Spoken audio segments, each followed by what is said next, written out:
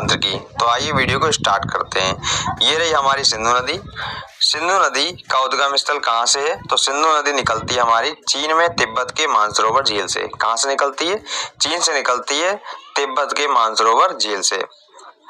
अगर ये पूछा जाए कि सिंधु नदी किस ग्लेशियर से निकलती है तो इसका आंसर होगा खानोखाब ग्लेशियर से, या इसी खानोखाब का दूसरा नाम है बोखरचू ग्लेशियर। तो इस ग्लेशियर से हमारी सिंधु नदी निकलती है। तिब्बत में इसे एक नाम से पुकारते हैं। देखिए, तिब्बत में इसे शेरमुख या फिर सिंधी बदान नाम से पुकारते हैं। जब ये सिंधु नदी तिब्बत के मानसरोवर झील से निकलती है तो एक स्थान पर पहुंचती है, इसका नाम है दमचोक। दमचोक नामक स्थान से सिंधु नदी भारत में एंटर करती है और लद्दाख होते हुए ये कारगिल पहुंचती है, और चिल्लास नामक स्थान से जब ये बाहर निकलती है तो पाकिस्तान में एंटर कर जाती है। सिंधु नदी की जो लंबाई है 3180 किलोमीटर है, और ये पाकिस्तान में मिठानकोट पहुंचती है, और वहां के बाद ये कराची नामक बंदरगाह के दक्षिणी सिरे से निकलती है और अंत में अरब सागर में गिरती है, जहां पर ये एक डेल्टा का निर्माण करती है। अब हम बात करेंगे सिंधु नदी की सहायक नदियों की। तो सिंधु नदी की 5 सहायक नदियां हैं: झेलम, चिनाब, रावी, ब्यास और सतलज। इन्हें आप ऐसे एक कोड से याद कर लीजिए, झेची रावस। किस नाम से? झेची रावस। झे से हो गया झेलम, ची से हो गया चिनाब, और रावस में हो गया रावी, ब्यास और सतलज। अब हम बात करेंगे इसके पहली सहायक नदी की, इसका नाम है झेलम नदी। तो देखिए, झेलम नदी की लंबाई 725 किलोमीटर है। इसका उद्गम स्थल देखें तो कहाँ से है, कहाँ से निकलती है? शेषनाग झील से निकलती है। अब देखिए, झेलम नदी शेषनाग झील से निकलती है। आप इसे ऐसे याद कर लो, यदि किसी को शेषनाग काट लेगा तो वो व्यक्ति झेल नहीं पाएगा, तो इसका उद्गम स्थल हो गया शेषनाग झील। उसके बाद ये बुलर झील होते हुए पाकिस्तान में एंटर करती है। ये हुई हमारी सिंधु नदी तंत्र की पहली सहायक नदी। अब झेलम नदी की भी एक सहायक नदी है। दाहिनी तरफ से एक नदी झेलम नदी में आके मिलती है, इसका नाम है किशन गंगा। क्या नाम है? किशन गंगा। परीक्षा में ये कई बार पूछा जा चुका है कि किशन गंगा को पाकिस्तान में किस नाम से जानते हैं? तो किशन गंगा को पाकिस्तान में नीलम नाम से जानते हैं। आगे हम बात करें सिंधु नदी की दूसरी सहायक नदी की। ये है चिनाब नदी। चिनाब नदी इसकी जो लंबाई है 1800 किलोमीटर है, और इसका उद्गम स्थल देखें कहाँ से ये निकलती है, तो ये बारालाचा दर्रा से निकलती है। इसे ऐसे याद कर लो, बारालाचा का मतलब हो गया बड़ा लालच, और बड़ा लालच नेता लोग कहाँ देते हैं? चुनाव में देते हैं, चुनाव। तो बारालाचा का हो गया बड़ा लालच, और चिनाब का हो गया चुनाव। तो ऐसे याद कर लो आप कि जो चिनाब नदी का उद्गम स्थल है वो बारालाचा दर्रा है।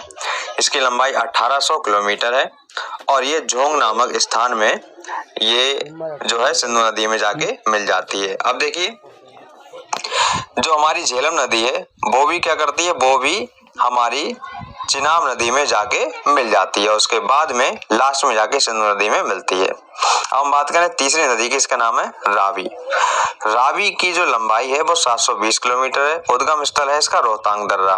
क्या है? कहाँ से निकलती है? रोहतांग दर्रे से निकलती है, और ये भी चिनाब नदी में जाके मिलती है, उसके बाद सिंधु नदी में जाके मिलती है। अब हम बात करें चौथी सहायक नदी की, जो कि है ब्यास नदी। ब्यास नदी की लंबाई 470 किलोमीटर है, और ये ब्यास कुंड से निकलती है। वैसे देखा जाए तो ब्यास कुंड रोहतांग दर्रे में ही पड़ता है, तो हम इसका उद्गम स्थल रोहतांग दर्रा भी कह सकते हैं, या ब्यास कुंड भी कह सकते हैं।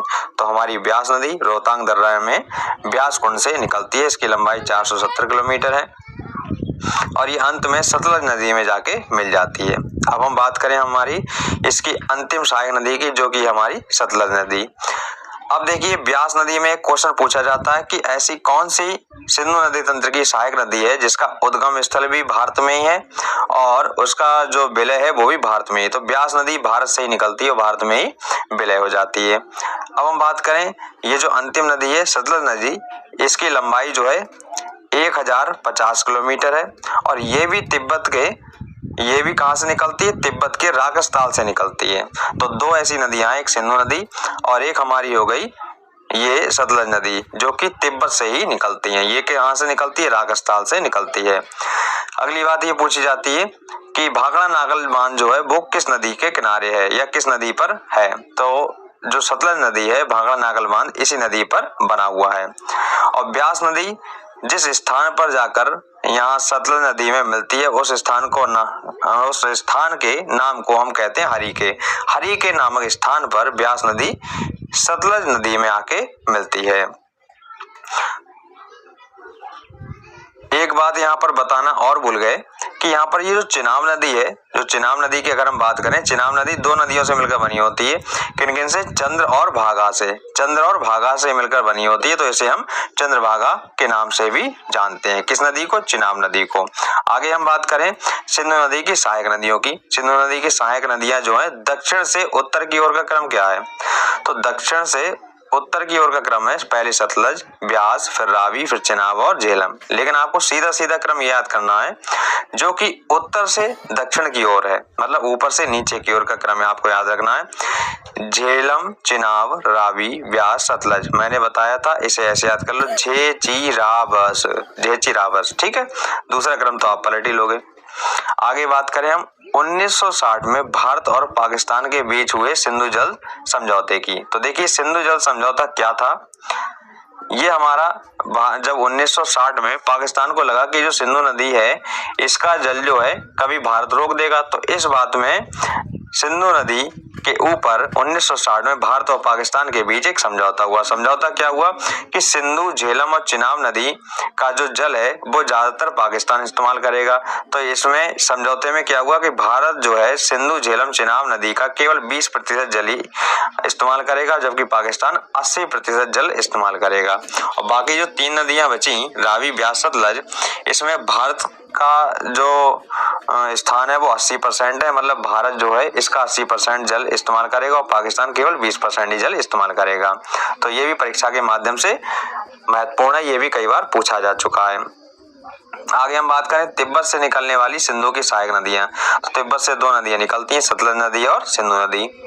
आगे हम बात करें हिमाचल प्रदेश से निकलने वाली सिंधु की सहायक नदियां। तो कौन कौन सी नदियां? रावी, ब्यास, सतलज, ब्यास, रावी, चिनाब, ये 3 नदियां जो हैं जो हिमाचल प्रदेश से निकलने वाली नदियां हैं। ये भी परीक्षा में कई बार पूछा जा चुका है।